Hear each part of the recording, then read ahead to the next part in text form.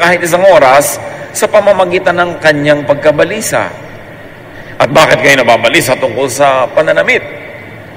Isipin ninyo kung paano tumutubo ang mga bulaklak sa parang hindi sila nagtatrabaho ni gumagawa ng damit.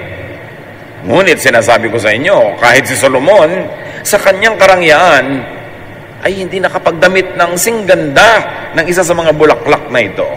Kung dinadamitan ng Diyos ang damo sa parang, nabuhay ngayon at kinabukasan ay igagatong sa kalan, kayo pa kaya?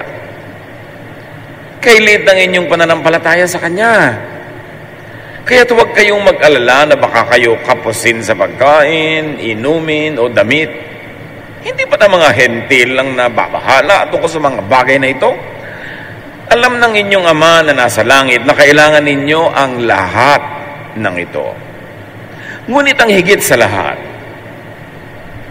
ay bigyang halaga ninyo ang kaharian ng Diyos at ang pamumuhay ng ayon sa Kanyang kalooban, at ibibigay niya sa inyo ang lahat ng mga bagay na ito. Kaya nga, huwag ninyong alalahanin ang bukas, sapagkat ang bukas ang mag-aalala sa sarili niya. Sapat na ang inyong mga suliranin sa bawat araw. Napakaganda, napakasimple, pero bakit hindi maipamuhay ng makararaming tao? Kung nakakatakot ang kinabukasan, dapat sana nanakot si Jesus. Kung talagang nakakabahala ang darating pa, dapat magbigay siya ng babala. Pero baligtad. Ang katuroan ni Jesus ay tungkol sa pagiging payapa, pananalig, at huwag maging mabalisa at mag-alala. Matthew 6:25, balik-balikan natin isa-isa. I tell you not to worry about your life. Don't worry about having something to eat, drink, or wear. Isn't life more than food or clothing? Kung kayo'y 5 taon na, mag-aalala pa kayo, ay 5 taon na nga kayo nabuhay. 10 taon, 15, 30, 50, 60 taon, nag-aalala pa kayo na magutom, buhay nga kayo ng nakaraang 60 taon. Ang dami na nating dinaan ng mga bagyo, mga gyera at kung ano-ano, buhay pa nga kayo. Lalo na kung 80, 90 na, ang haba-haba na ng panahon na napatunayan ng Diyos na inaalagaan kayo, doon pa kayo mag-aalala. Mag-aalala pa kayo kung ano-ano mangyari, mga dilubyo, ang haba na nga ng buhay Kaya mas humahaba ang buhay ng tao, mas dapat hindi mas mapag-alala kasi napapatunayan na natin kung gaano katapat ang Diyos. Do not worry about your life, sabi ni Jesus. And technically, He was really saying, do not worry about your basic needs. Ang halimbawa niya ay inumin, pagkain, damit, basic needs. Food, shelter, clothing, drink. Sabi niya, sapat ang pagpapala ng Ama para sa lahat ng tao. Kinukulang lang yung iba dahil siguro ay nasa maling lugar, wrong timing, o yung iba sobrang kumakamkam, nauubusan na tuloy yung iba. Pero there is enough for everybody kung ang lahat ay mamumuhay lang ng ayon sa turo ng Diyos. At ang malalim na kahulugan ni Jesus John, life is much more than about basic needs. Hindi kayo nabubuhay lang para kumain, uminom, magdamit. Kayo'y kumakain, umiinom, nagdadamit para mabuhay ng lubos. Kaya napakaganda nung sinasabi natin sa Tagalog, mabuhay. Hindi lang ibig sabihin na huminga ka, kundi punuin mo ng kulay, ng saya, ng tugtog, ng ligaya, ng kahulugan, ng kabuluhan, ang iyong buhay. Live your life today and live tomorrow up to God. Yun ang sabi ni Jesus. Ang atupagin mo ay yung mabuhay ka ngayong minutong ito, oras na ito. At kung gusto mong habaan, ngayong araw na ito. Pero yung bukas, nasa kamay pa yun ng Diyos. Wala pa yun sa kamay mo. Huwag mong problemahin. At pagka hinati-hati natin ang mga suliranin, mga pangangailangan ng buhay into yearly, monthly, weekly, daily. Yung daily, yung ngayon, hindi naman kayo mag-aalala Sigurado namang hindi kayo mamamatay sa gutom ngayon. kung ngayong araw lang na ito ang inyong iisipin. Kahit nga hindi kayo kumain maghapon, di ka rin kayo mamamatay. Napatunayan na ng siyensya na kung ilang araw ka mabubuhay, basta umiinom ka lang ng ilang patak na tubig. So hindi ka pwedeng mamatay ngayon sa gutom. So huwag malalahanin nyo ngayon, paano po yung next year? Ang layo pa nun eh. Sabi nga ni Jesus, ang problemahin mo lang yung today para ka sumaya. Ngayon gusto mo lumungkot. Isipin mo kung anong iluluto mo sa January 15, 2024. Meron ka bang magiging pangluto? May kalan? May tao ba? Meron bang ingredients? Bukas ba ang palengke? Gusto mong malungkot? Isipin mo yun. Pero kung iisipin mo lang yun today, sasaya ka naman eh. Kasi pwede ka pang mabuhay today. Matthew 6:26, look at the birds in the sky. Alam niyo yung bird, sa matandang kultura ng Israel, walang halaga. Kaya yun ang ginawang example ni Jesus. Economically, wala silang halaga. Hindi sila pinapahalagahan. Look at the birds in the sky. They don't plant or harvest. They don't even store grains in barns. Yet your Father in heaven takes care of them. Aren't you worth more than birds? Sabi niya, yung mga walang kakwenta-kwenta ang mga ibon, yung walang kakwenta-kwenta, pananaw ng mga tao nung araw, hindi yun pananaw ng Diyos. Wala pa nung araw na bird watching society, save the birds movement. Walang ganun. Sa kanila yung ibon, binabato-bato mo lang yan. Ginaganong-ganon mo lang. So sabi niya, yung mga ibon nga na walang kwenta-kwenta. Sa tingin ninyo, pinapakain ng Ama. Nagtatanim ba sila? Nag-harvest? Wala silang ganun. Pero buhay sila. Kayo pa na marunong magtanim. Hindi ba kayo mas mahalaga sa Diyos kaysa mga ibon-ibon? Yan ang sinasabi ni Jesus. Hindi ibig sabihin walang halaga mga ibon sa Diyos. Ine-emphasize lang ng Panginoon na napakahalaga nyo para kayo pabayaan ng Diyos. Bakit kayo nag-aalala?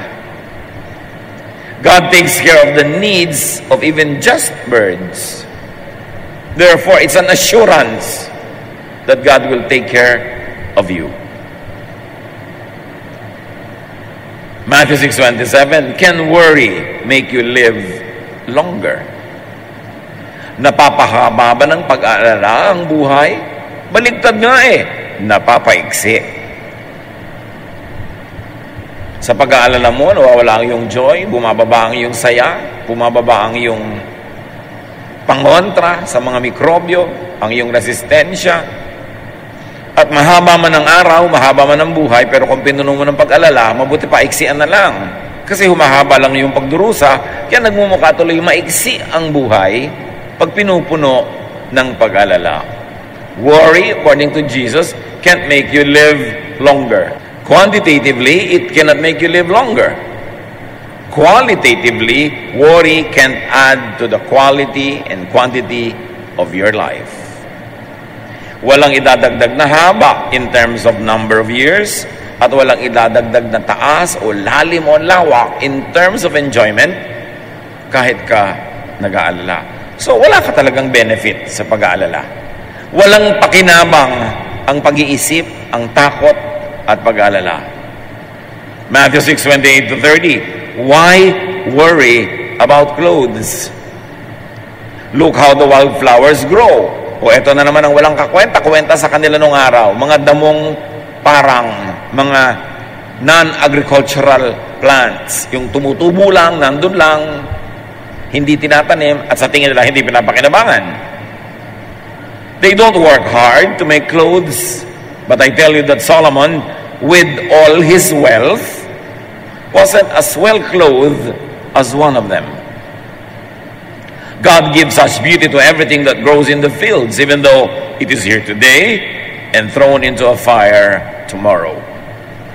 He will surely do even more for you. Why do you have such little faith? Sabihan ng mga damo, buhay lang sa sandali. Pagkatapos, pinuputol, ginagatong, sinisigan lang. Pero si Solomon, sa kanyang kayamanan, hindi nakapagbihis tulad ng ganitong mga bulaklak sa gaganda. Kayo pa, higit naman kayo kaysa sa damo. Ang ganda ng mga example ni Jesus. Madalas, iniisip-isip ko at inaasam-asam na magkaroon ng mga version ng Bible na modern na, makabago na yung mga application. Kasi bihira na ngayon sa mga kabataan yung makakaintindi ng mga damong iginagatong sa kalan. Mami, ano yon? Iginagatong. Ganun. Kasi hindi tayo nagagatong sa kalan. So ano kaya mga example nun? Diba?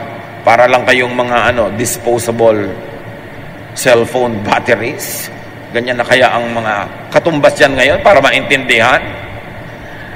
Pero napakaganda na example, lalo kung naintindihan mo yung konteksto, pinagbubunutan, pinaghuhugutan ng mga halimbawa. God beautifies even just grass. God will do more for you. Sabi ni Jesus, worry means little faith. Ang pag-alala ay nangangahulugan ng kapraso, maliit, mababaw na pananalig. Pananalig sa Diyos na siya na mismo ang nagsasabi na don't worry. Sana sabi ng Diyos, worry. Sabi ni Jesus, worry. Hindi mag-worry ka. Ikabaligtaran nga ang sinasabi. Bakit tayo nagpipilit mag-alala? Hindi nadaya tayo ng ating sariling guni-guni. And more faith translates into less worry. Pananalig. Hindi lang pananalig sa doktrina, pananalig sa mga katuruan, hindi. Pananalig sa Diyos mismo na siya nga nagsasabing, huwag ka mag-alala. Kaya pag nag-aalala ka na, sabi mo, si Jesus nga sabi, huwag ako mag-alala. Bakit ako mag-aalala? I will believe in Jesus, I will believe more in Jesus, so I will worry less. Matthew 6:31 to 33. Don't worry and ask yourselves, will we have anything to eat? Will we have anything to drink? Will we have any clothes to wear? Only people who do not know God are always worrying about such things. Your Father in heaven knows that you need all this. But more than anything else, put God's work first and do what He wants. Then the other things will be yours as well. Sabi ni Jesus, yung pag-aalala yan ay gawain ng mga walang pananalig sa Diyos. Ngayon, wala kayong magawa, ha? Imbes mag-alala, ang atupagin ninyo ito, unahin ninyo ang paglilingkod sa Diyos, unahin ninyo ang paggawa ng gawain ng Diyos. At pag ginawa nyo yun, lahat yung mga pinag-iisip nyo na yan, idadagdag ng Diyos sa inyong buhay. So, ang mahalaga daw is to do God's work. And God's work is not always religious work. Ano ba ang God's work? Madapat na pag-isipan yan. So how to not worry or how to minimize worry about tomorrow? Know God. Know God more. Do not labor to know beyond what God wants you to know. Katulad ng future. Lagi may nagtatanong kay Jesus, kailan po ba ang inyong pagbabalik? Kailan ba ang katapusan ng daigdig? Bla bla bla. Sabi ni Jesus, hindi yan para sa akin sabihin at hindi ko nga yan alam. Mga anghel sa langit, hindi rin yan alam. Ama lang ang may alam. At kung hindi ko alam, hindi alam ng mga anghel, hindi nyo alam, bakit nyo pinipilit alamin? Kung mahalagang malaman, ipapaalam. Kaya hindi pinapaalam kasi hindi mahalagang malaman yan ngayon. Nakita nyo yun? Ang sinasabi ni Jesus, unahin nyo ang gawain ng Panginoon sa inyong buhay at huwag nyo atupaging malaman yung mga malayo pa. Hindi yan para sa inyo. Hindi yan para nyo pag-isipan. Hindi yan para laging ikatakot, alalahanin, kailan ba magwawakas ang mundo, magugulaw ang daigdig, kailan ba kayo muling babalik. Sabi niya, not the angels, not even the Son knows, only the Father knows. And if it's only the Father, ikaw ba ang Ama? Hindi po. Ba't mo inaalam? Ba't di ka manahimik? Ang atupagin mo yung buhay mo ngayon. Nilinis mo ba ang bahay nyo ngayon? Nakipagkaibigan ka ba sa mga kaaway mo? Nakipagkasundo ka ba sa membro na iyong pamilya? Naglilingkod ka ba sa kapwa? Yan ang atupagin mo. Huwag yung Gunaw ng mundo. Problema yun ng Diyos. In fact, baka nga ang pagkakaunawa ng marami sa gunaw ng mundo, iba naman sa tinutukoy ng Diyos.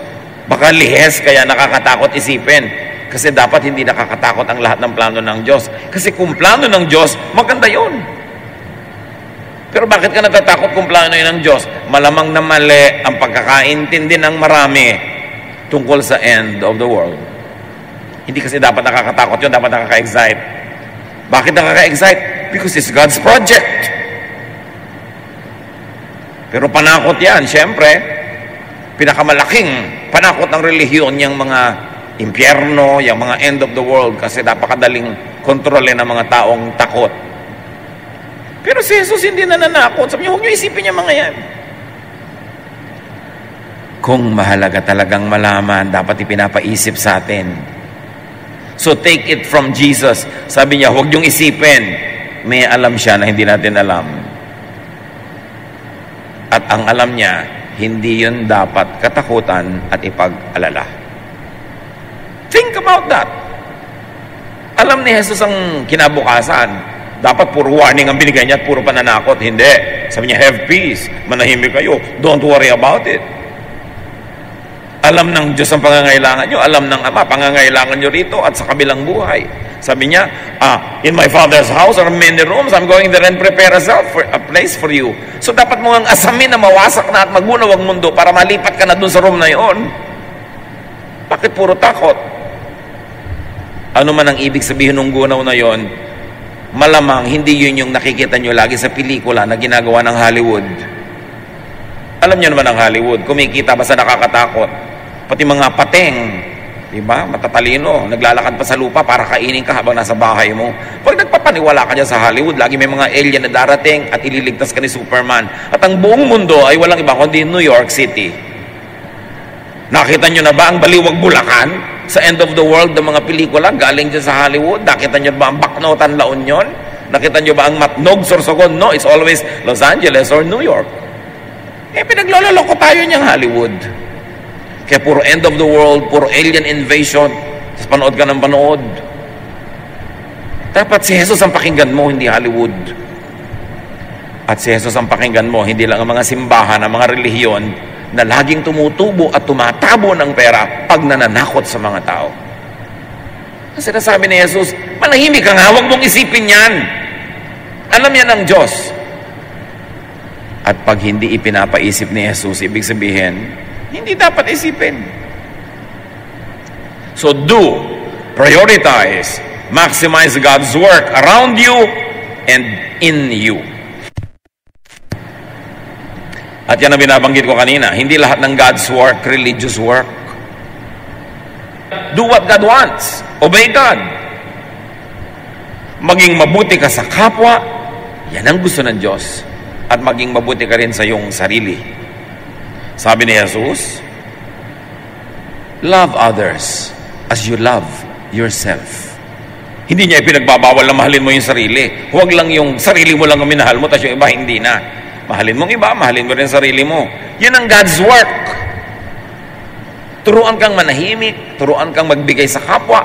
At sinasabi ni Jesus, yung mga dumalaw sa mga preso, yung mga nagpakain sa mga gutom, dumalaw sa mga mahihirap, nagbigay ng damit sa mga giniginaw, yan ang makakarating sa kaharian ng Diyos. Wala naman sinabing religious membership. Yung mababait sa kapwa, yun ang gumagawa ng gawain ng Diyos. Hindi lahat ng gawain ng Diyos ay religious. Marami pang ang religious work na hindi gawain ng Diyos. Tulad ng maghusga, magtiwalag ng kapwa, magtakwil, mag-judge, to feel self-righteous. Hindi gawain niya ng Diyos, pero gawain niya ng religion. Dapat mag-mature na ang mga mananampalataya. Mapili nyo na sa isip dyan, mapaghiwalay kung ano ang gawain ng Diyos at kung ano ang religious work lamang na hindi naman pala gawain ng Diyos.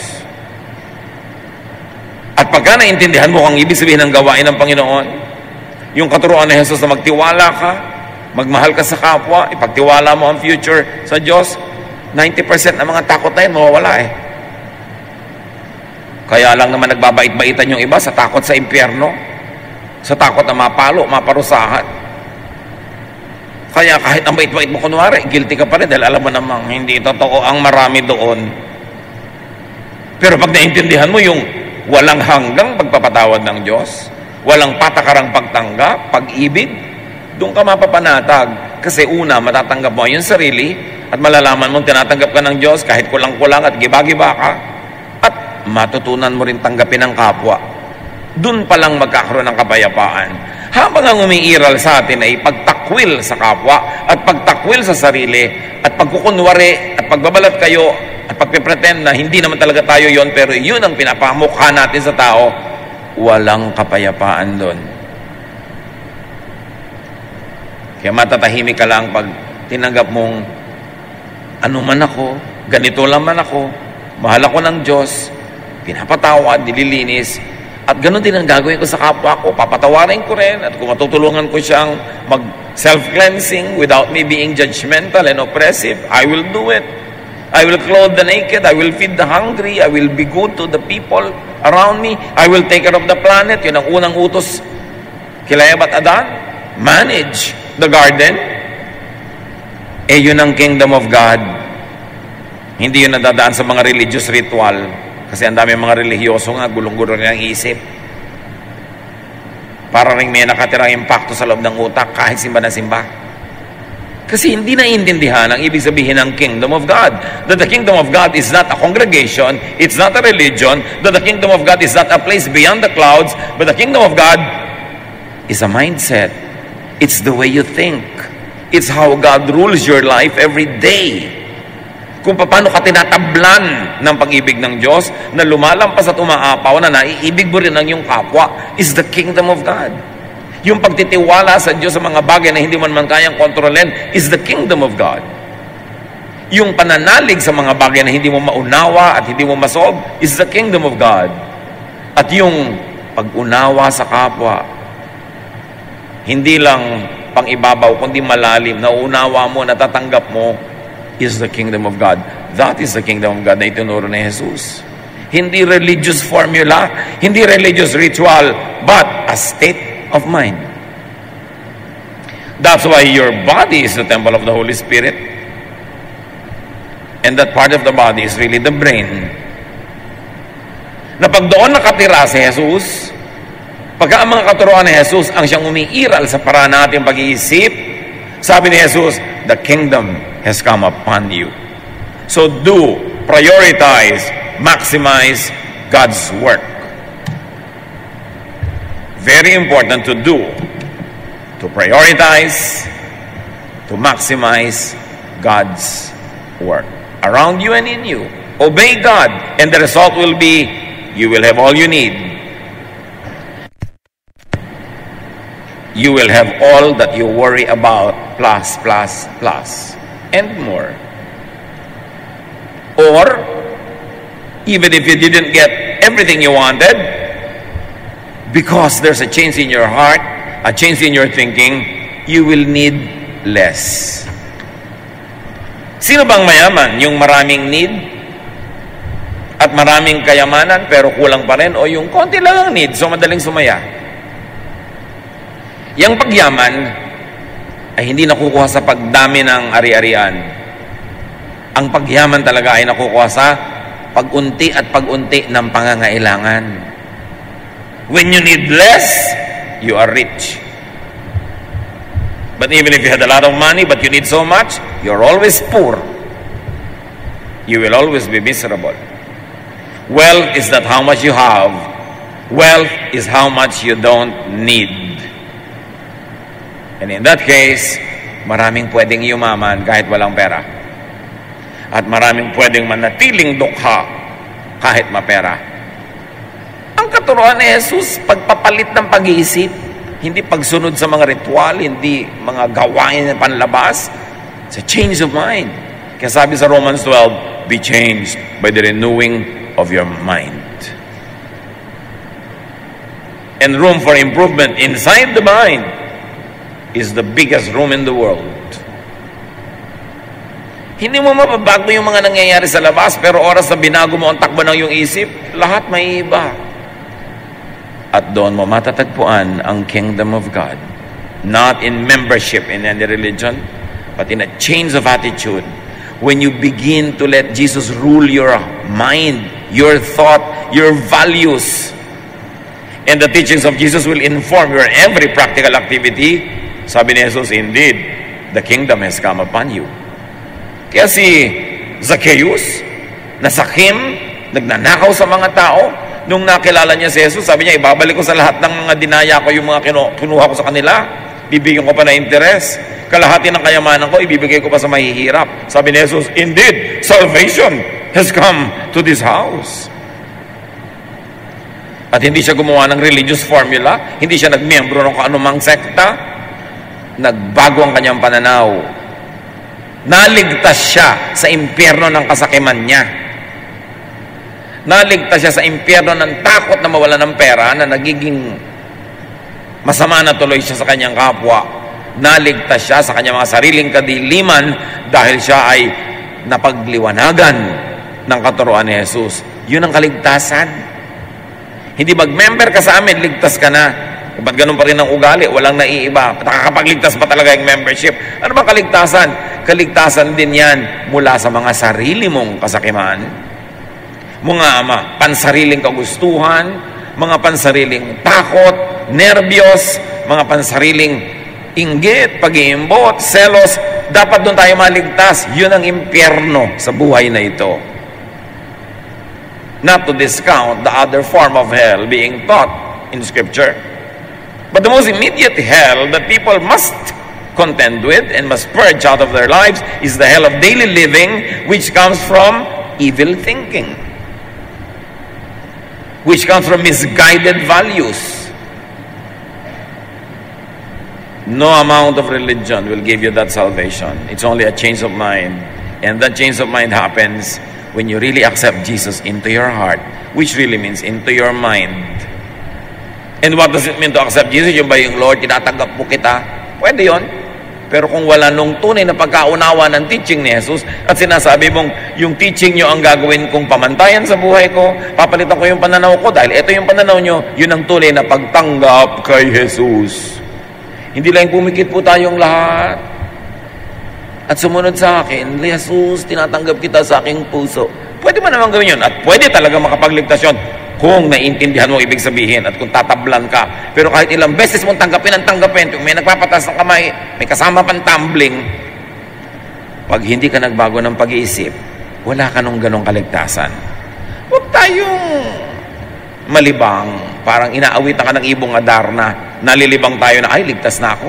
Kasi April 3, tinanggap ko. Ano ibig sabihin na tinanggap? Wala namang nagbago sa pananaw mo. Lagi ka pa rin takot, lagi ka pa rin galit, lagi ka pa rin judgmental. Anong tinanggap mo? Nasaan? Dapat reviewin. Ang tunay na tinatanggap, yung paraan ng pag-iisip ni Jesus. Na kung ganun ka na rin mag-isip, the kingdom has come upon you. Because the kingdom of God is not there, it's not here. Sabi nga ni Jesus, the kingdom of God is not there. Huwag niyo sabihin, susunod kayo pag may sabing, ayun, ang tagapagligtas, nasa labas, nasa gubat, nandito, nandun. Huwag kayong sumunod.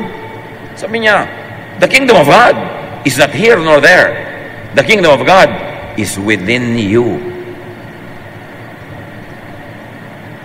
Sa pag-iisip. Pag naghari na si Jesus sa pag-iisip mo, to the point na yung isip mo ang nagiging boss para gawin ng iyong paa, ng iyong kamay ang mga sinasabi ng boss mo na isip, Lord muna si Jesus. Pero yung mga Lord, Jesus is my Lord, Jesus is my Lord. Pagkatapos sinasabi niya, have peace, hindi ka peaceful. Sinong Lord nun? Hindi siya. True spirituality happens when people change the way they think. Let God change the way you think. Kasi kahit bihisan mo ang sarili mo ng mga religious clothes, dali mo ang mga pinakamalalaking version ng Bible, pag ganun pa rin ang pag-iisip mo, matatakotin, mapagduda, mainggitin, sakim, hindi ka pinagaharian ng Diyos. Do not be deceived. A change of heart At sabi ni Jesus sa Matthew 6:34, don't worry about tomorrow. It will take care of itself. You have enough to worry about today.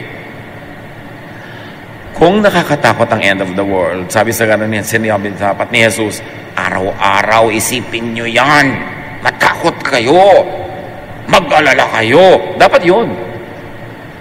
Eh sabi niya, don't worry about tomorrow. May alam si Jesus na hindi natin alam. At ano yun? Na hindi nakakatakot ang bukas. Kasi kung nakakatakot, hindi dapat tinakot tayo. Huwag nyo isipin yun. Ang isipin nyo yung ngayon. Yung bukas, nasa kamay yun ng Diyos. At lagi nga natin sinasabi, you don't know what the future holds, but you know who holds the future. God holds the future.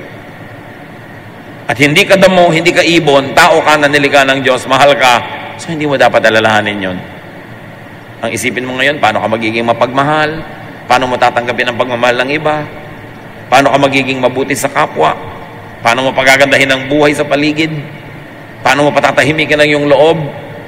Then, the kingdom of God is already in you kahit nandiyan ka pa sa katawan na yan. So, focus on, attend to present needs and projects. Like, plant today. Kung takot ka na rin lang tungkol sa future, eh di magtanim ka ngayon para sa future, anihin mo yung gusto mo. Plant today, and you should have planted yesterday what you want to harvest tomorrow. Channel your energies into planting today what you want to harvest tomorrow, so you will have less to fear about tomorrow. Gumawa ka ng mabuti ngayon sa kapwa para bukas may anihin kang kabutihan mula sa kanya o sa ibang tao man. Magtanim ka ng kamote ngayon para bukas may dukutin ka sa lupa na kamote. Mag-aaral ka ngayon para bukas may alam ka. Mamuhunan ka ngayon para bukas meron kang tubo. Kung gusto mo talagang tingnan yung today, magtanim ka. Yun ang atupagin mo. Huwag matakot tungkol tomorrow.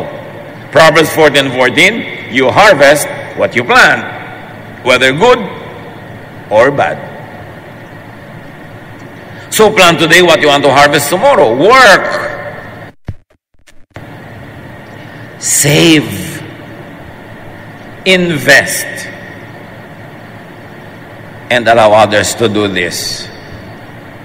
Kung meron naman kayong napipitas-pitas na prutas mula sa kapwa, huwag nyo namang araw-arawin, hayaan nyo naman siyang may mga bunga din na tumanda, maging magulang, para maitanim din niya at magkaroon siya ng ibang itatanim kinabukasan. Payagan nyo naman yung kapwa na medyo ipon-ipon. Huwag nyo laging talbusan.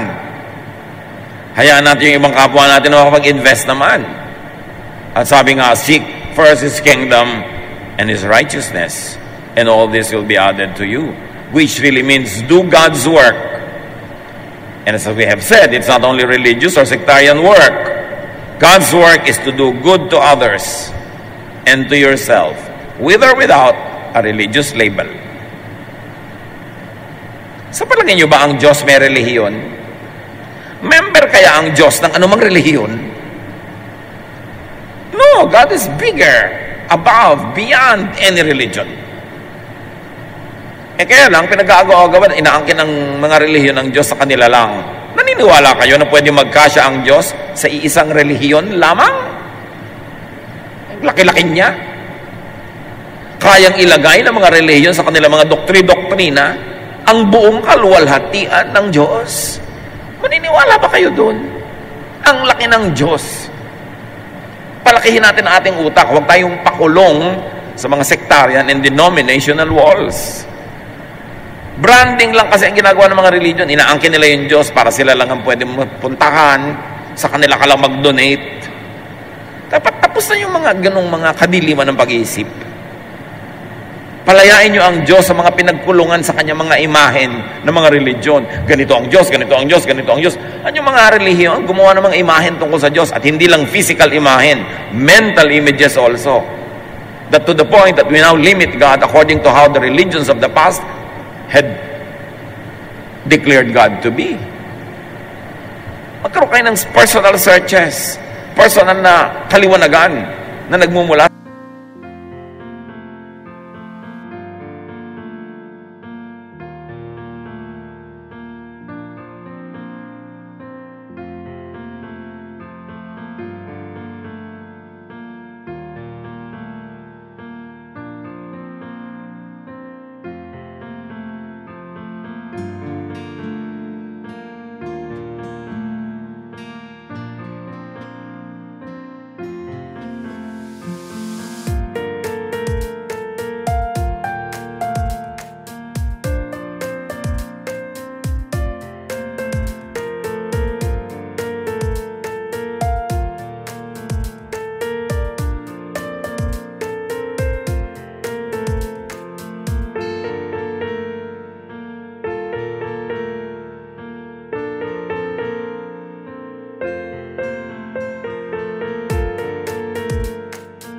Drawing na ginawa ng religion tungkol sa Diyos. Kasi marami doon, hindi totoo.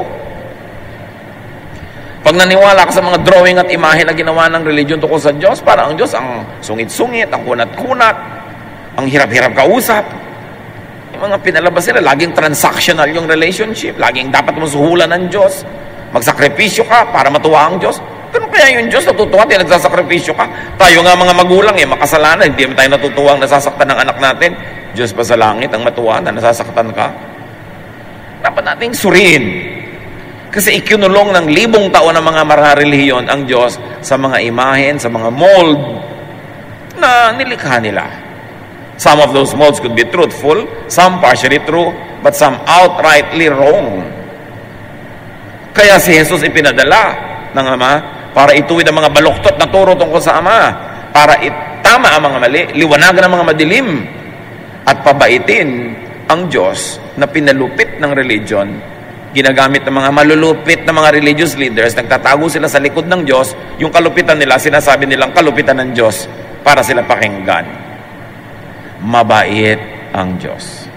Mabuti. At yun ang Diyos ay pinakilala ni Jesus. Kaya dapat salain ang lahat sa pamamagitan ng katuruan ni Jesus. Kasi kung lahat naman pwede, ba't pa siya dumating? Salaan nga siya ngayon. Lahat ng hindi papasa sa salaan na ito, ilagay na sa history. Sabi ni Jesus, I came that you might have life. Ibig sabihin, walang life yung mga tao. And have it abundantly. Ibig sabihin, konting-konti lang ang tunay na buhay nila. Sabi niya, I am the door, I am the way, I am the truth. Ibig sabihin, lahat ng iba, hindi sila yung door, hindi sila yung way, hindi sila yung truth. Sabi niya, you cannot come to the Father except through me. Anong ibig sabihin? Hindi mo mararanasan ang paghahari ng Diyos sa iyong isip, liban na lang mag-isip ka tulad ng pag-iisip ko, liban na lamang na mag-isip ka tulad ng itinuturo ko sa iyong pag-iisip. Ako ang daan patungo sa Ama. Pag nag-isip ka tulad ng pag-iisip ko, pag itinuro-turo ko sa iyo, sinunod mo, mararanasan mo ang paghahari ng Ama sa iyong buhay. Ngayon, and in the future, you will have the kingdom of God. Yung iba naman, inangkin nila yon. I am the door, I am the way. No one comes to the Father except through me. Bigla na ngayong, religion namin yan. Religion namin ang door, religion namin ang way, religion namin ang tanging paraan sa Jesus. Pag hindi ka naging member namin, hindi ka pupunta sa Ama. Naniniwala kayo sa ganung pantasya? Nalilimitahan ng Diyos ang daan patungo sa Kanya sa isang religion lang. O, pag hindi kayo dumaan sa religion na yan, hindi kayo makakarating sa akin, sorry na lang kayo. Sa palagay nyo may ganun? Ano ba yung kingdom of God? Lugar na pupuntahan mo, may tunay na pinto. Pagka hindi binuksan nung may hawak ng susi, hindi ka makakapasok. Literal ba yon? O ang kingdom of God is the way you think, the way you feel, the way you look at life. And in the next life is another kingdom, at hindi yun ang business natin ngayon. Ang business natin ngayon is to have the kingdom of God in our hearts today. And the way to that kingdom is Jesus. That way is a way of thinking, a way of value system. Mores, the way you live your life, then you will experience heaven on earth. Kaya sabi ni Jesus, give us this day our daily bread. Thy kingdom come. Hindi naman niya sinabi na, sabi ng mga disciples, teach us how to pray. Hindi naman sinabi ng prayer ni Jesus na, bring us to your kingdom beyond the clouds. Ang sabi ni Jesus, thy kingdom come. Thy will in heaven be done on earth. Ibig sabihin, ang kingdom of God na ibababa patungo sa lupa. And more importantly, na ilalagay sa loob ng isip. Habang ang itinuturo ng iba ay pumunta ka sa langit, ang sabi ni Jesus, idalangin nyo sa Ama na ibaba ang langit sa inyo. Maranasan nyo ang langit sa lupa. At yon ay yung langit between your two ears, your mind, the way you think. Kaya mga ibang tao, di ba? Laging natatakot, nag-aalala. Tapos yung kapatid niya, asawa niya, tulog na tulog. Magkaiba kasi sila mag-isip. Kaya iba mayroong peace, yung iba walang peace. It's really between your two ears. Because our brain is the biggest space ever. Ang mata nga natin, ang liliit pero nakakarating hanggang mga bituin, hanggang mga buwan, hanggang araw. Lalo na yung buong utak natin, ang laki nun. At pag doon mo itinira ang Diyos, tulad sa turo ni Jesus, you will experience heaven on earth. Thy kingdom come, thy will be done in my life as you would like it done in heaven. Yun ang Lord's Prayer. Palitan ang pag-iisip. Ipalit ang katuruan ni Jesus. Let your body and mind be God's kingdom. Let God's way inform, shape, and flavor your daily life. And in all this, rely on God. Sa pag-alala, natural lang. Natural lang na dumaan-daan yung pag-aalala, pero hindi natural na alagaan mo, patirahin sa buhay mo. Sabi ni Martin Luther, you cannot stop birds from flying over your heads, but you can stop them from nesting in your hair. Di mo mapipigil ang mga ibon na lumipad-lipad sa ibabaw ng ulo mo, pero pwede mo silang pigilan na magpugad sa buhok mo. So pag may dumadating na alalahanin, normal lang, pero huwag mong patagalin, itaboy mo agad. Tumatagal.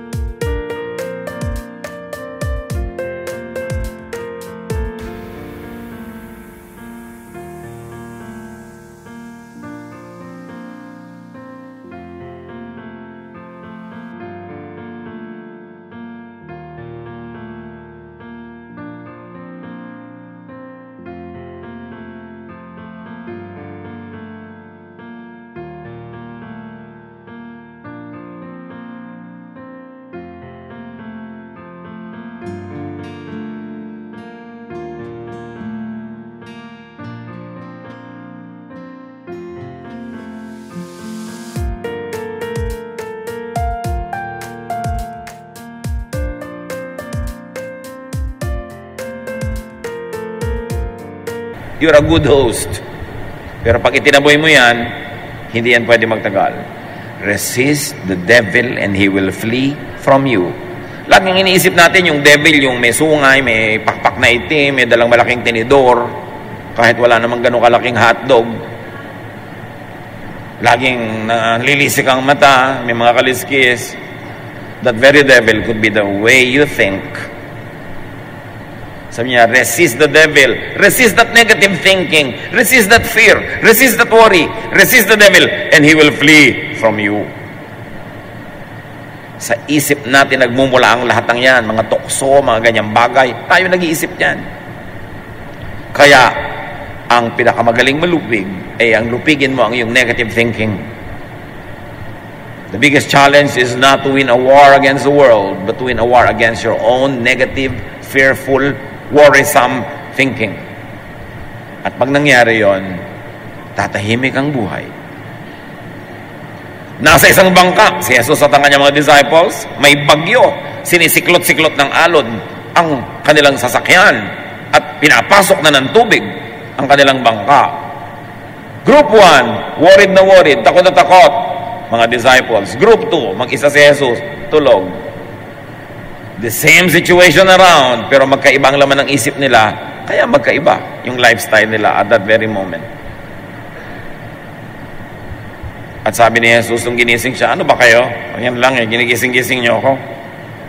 Tumahimik yung tubig at dagat. Pero kailangan pa bang ipakita ni Jesus yung gano'n para tumahimik yung tubig at dagat? Kung tahimik si Jesus ang natutulog, edi gayahin mo. Kasi kung nakakatakot ang sitwasyon, dapat nag-worry na siya eh. Hindi kasi natin ginagaya si Jesus kung sino-sino ang ginagaya natin.